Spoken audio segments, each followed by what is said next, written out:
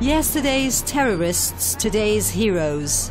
This is the Iranian nation. Which will it be, President Trump?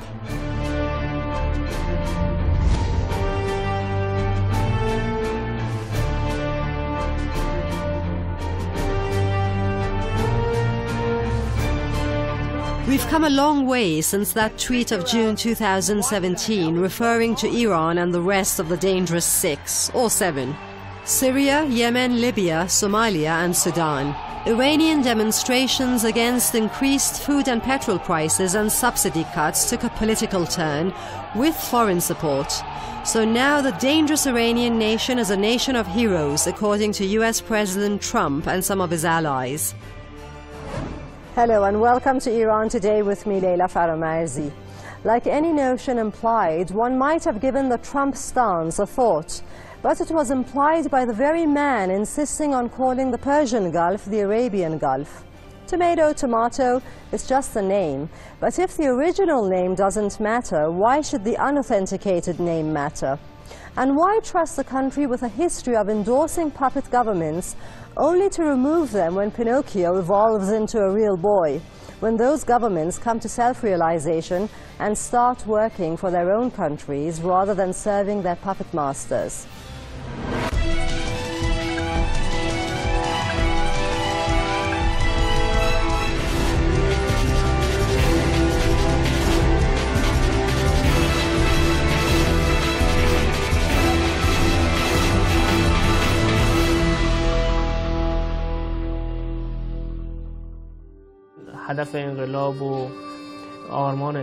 From the beginning, the purpose and the idea of the Islamic Revolution was to stand against a system, a domineering system, which is trying to change the regional equations in its favor. Naturally, such confrontations are usually accompanied by resilience and hostilities. I mean, such breakouts are not unexpected or new. However, since these protests take new forms with the passage of time, they come as a surprise to ordinary people. We have been dealing with such confrontations for almost 40 years. It's not something new. Even neutral US allies have preferred Iranian self-reliance in respect to the demonstrations which began on December 28 and carried on into January of the next year, 2018, leaving about 25 dead and over 500 detainees according to state accounts. Although Sadeghi, a member of parliament, had put the number of detainees at over 3,500. Iran's judiciary also confirmed 2 deaths in custody as suicides, one in Tehran and the other in Iraq. Tehran Prosecutor General Dolatabadi said last week that 70 people arrested in the protests had been granted bail, as they had no prior criminal records and were deceived by propaganda. Key players were to be identified, however.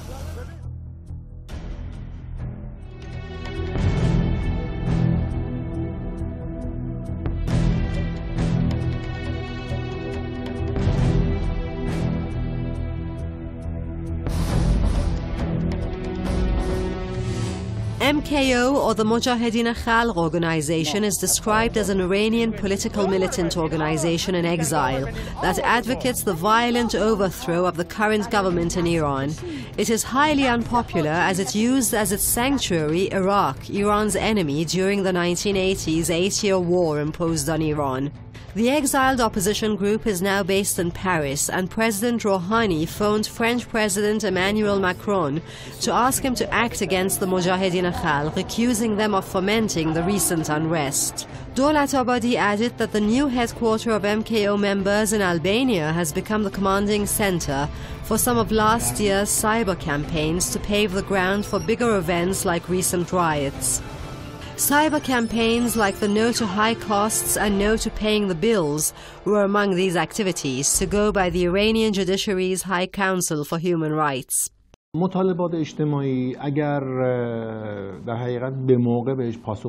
If authorities do not respond to social demands in a timely fashion and procrastinate, there will be a flare-up of protests at any given time.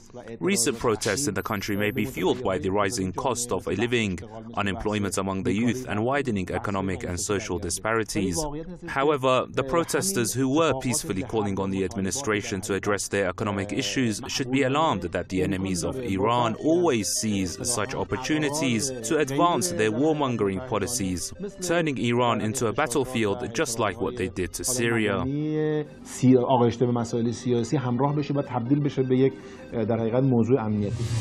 As protests continued, they were met with pro-government rallies beginning 3rd January. These countered the week-long anti-administration demonstrations that, having begun in Mashhad, reportedly spread to more than 80 cities and rural towns. I believe that when a social phenomenon breaks out, there is always the possibility that some foreign powers morph it into ugly protests against the interests of the country. In the recent unrest, for example, which began in Iran's northeastern city of Mashhad, protesters took to the streets to show their dissatisfaction with the economic hardship. Up to this point, we can call it a social movement or phenomenon, but it didn't end there. Meanwhile, the enemies of Iran from inside and outside of the country shepherded the waves of protests towards vandalizing public properties, setting fire on banks, and even attacking government organizations. Now it's not a social phenomenon anymore. In fact, it has turned into a national security issue. There is a widespread dissatisfaction amongst different classes of the society, especially the lower ones. It's not limited to economic issues only, as social discontent is felt here and there as well. In fact, the solution offered by the president has reached a dead end, and facts and figures indicate that it has failed to solve any problems.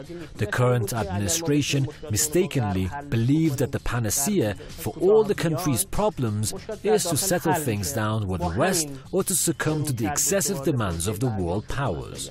Well, people have become disappointed. It's been almost 2 years that people are calling on the administration to help them get their money back from the credit institutes that have gone bankrupt, especially the Caspian Credit Institute in Mashhad.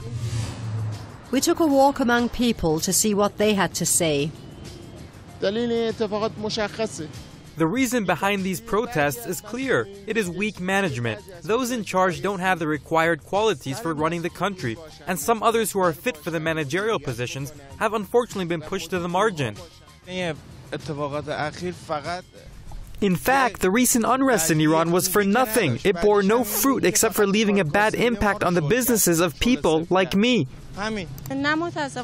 Unfortunately, it yielded nothing because the officials did not spur the least attention to it. People took to the streets in a bid to have better living conditions. However, at the end of the day, vandals damaged public properties, and that's all. No matter what the results, it is very important that people took to the streets to fight for their rights. I don't think it has brought about any good changes to the people's lives. Iran's Revolutionary Guard Corps dispatched forces to 3 provinces to calm the protests, according to IRGC commander Major General Mohammad Ali Jafari. He declared an end to the unrest. What came after the unrest when people took to the streets in support of the government was in fact a symbolic representation of the status of the Islamic government of Iran among the people. In fact, it reminded the enemies of Iran that, contrary to their perception, unlike how the US, Saudi Arabia and Israel think, people of Iran support the government despite all the socio-economic problems. They took to the streets in cold weather and made time just to show their support of the government. They were not paid a penny to attend the rallies, or there was no attendance list to check who was present and who was absent. Such demonstrations represent the power of the Islamic Republic of Iran, which can be a remarkable deterrent power against threats posed by the enemies. Talking of foreign reaction, French President Emmanuel Macron criticized the US and its Middle Eastern allies for vociferously supporting protesters. Turkish President Recep Tayyip Erdogan also condemned the US and Israel for interfering in Iran's internal affairs, while his foreign minister said this.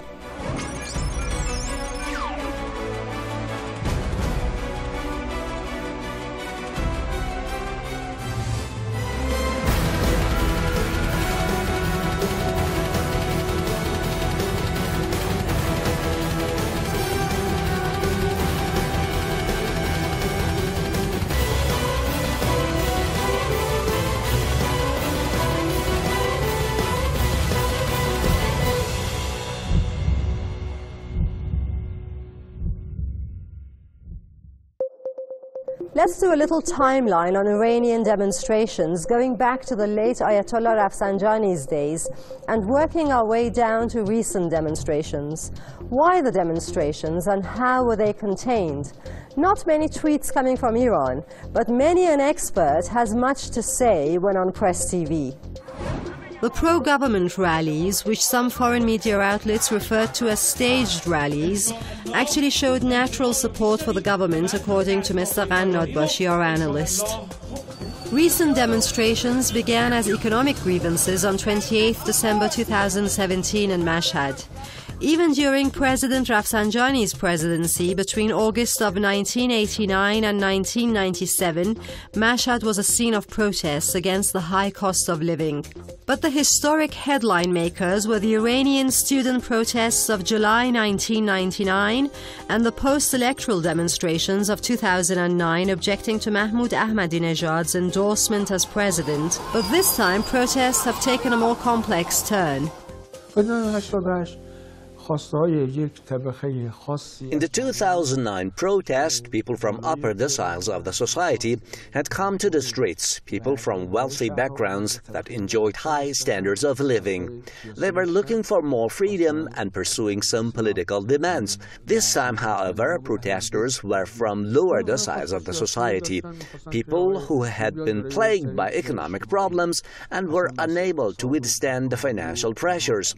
The news about the raised prices of energy carriers and raised taxes in the budget bill, together with the unemployment rate and people's blocked money in some credit institutes, brought those who are living under the poverty line out to the streets.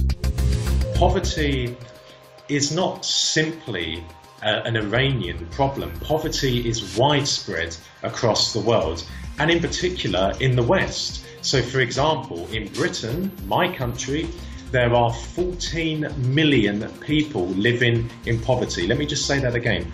14 million people living in poverty. If the Americans ever got their way in Iran, Iran would go back to being a slave to America. Iranian culture, Iranian history would be sidelined, would be denigrated by a pro-American government. This round of demonstrations saw its embryonic stage form with the new budget blueprint, which foresaw an increase in petrol prices and scrapping 30 million recipients off the subsidy list. Negative feelings first manifested in social media as the hashtag #WeRegret, and demonstrations were first held in Mashhad, Iran's second most populated city, where President Rouhani won fewer votes than his main rival Raisi. This unrest has manifested at a time much after small pockets of demonstrations against individual credit institutes. What happened after the Thursday protests actually distorted the form and content of the people's protests.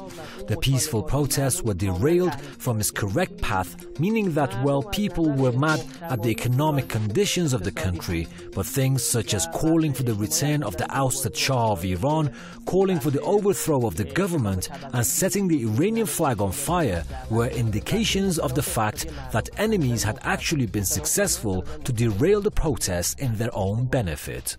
People wanted to show their dissatisfaction within the framework of the law and in a peaceful way. The president himself has implied that what sparked riots was the fact that he reacted against major economic cartels, or rather illicit credit institutes, which have a monopoly on 25% of the country's economy. What the current administration did was twofold. First, it recognized the right of people to protest and show their dissatisfaction, which I think is precious. Rouhani announced that the people of Iran have the right to speak out against the violation of their rights, or to criticize the performance of the administration. Second, he took some measures to address the people's concerns about economic issues and the like. In fact, people hate the feeling that their concerns are falling on deaf ears. This time, protesters' slogans have been varied. They covered a range of topics from economic policies of the administration to other sectors of the establishment. Thousands of young and working-class Iranians cried out at corruption, unemployment, and a deepening gap between rich and poor. There were also mottos against some of Iran's regional policies. But more on that later. Unemployment in Iran is over 12%. It's noteworthy that academics and students did not join the protests. The number of each batch of demonstrators was not unlimited, and casualties were basically due to attacks on military bases. I need to mention that the educated people of the society separated their path from the vandals immediately, and on the other hand, almost all of the protesters were from the lower classes of the society. This is at a time, though, at the time of the 1979 revolution, educated, knowledgeable individuals from all political backgrounds were among the protesters to the Shah's regime. Intellectuals such as Mutahari and Shariati were among the protesters.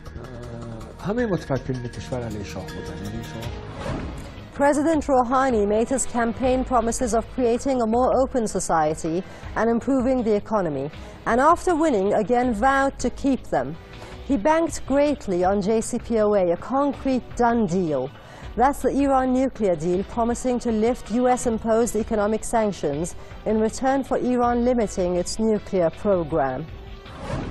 But Donald Trump is feverishly against that Obama deal. So how much is Hassan Rouhani to blame for long-awaited foreign investment not to have actually materialized in aiding Iran's economy? Or shall we blame the US president instead? Over the past 4 years, Iran's domestic issues have always been one of the enemy's pretexts for striking the country. In fact, this policy is not limited to the post-revolution era. They have been grappling with conspiracies of this type since the constitutional revolution of Iran in 1905. Iran is a country that has such a long history of dealing with all sorts of adverse developments has a tacit readiness to contain and manage such crises.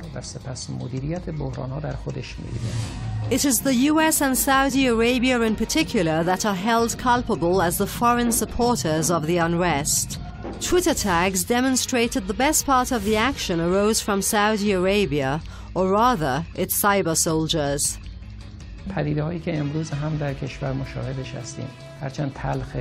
The undesirable phenomena which we undergo every now and then in the country, such as the recent unrest, have both internal origins, such as weak management, which requires immediate attention, and external origins, such as the foreign enemies, which always look for an opportunity to disrupt internal order and security. Countries such as Saudi Arabia have already made remarks about their strong wish to bring war to Iran's soil.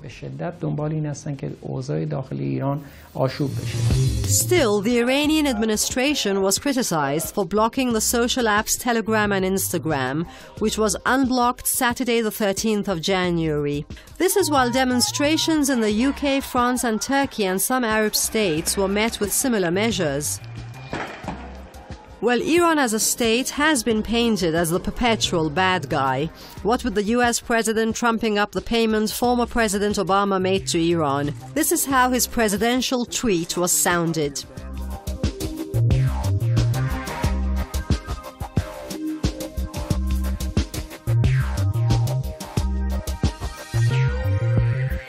True enough, the Obama administration did acknowledge in August 2016 their having paid $1.3 billion to Iran.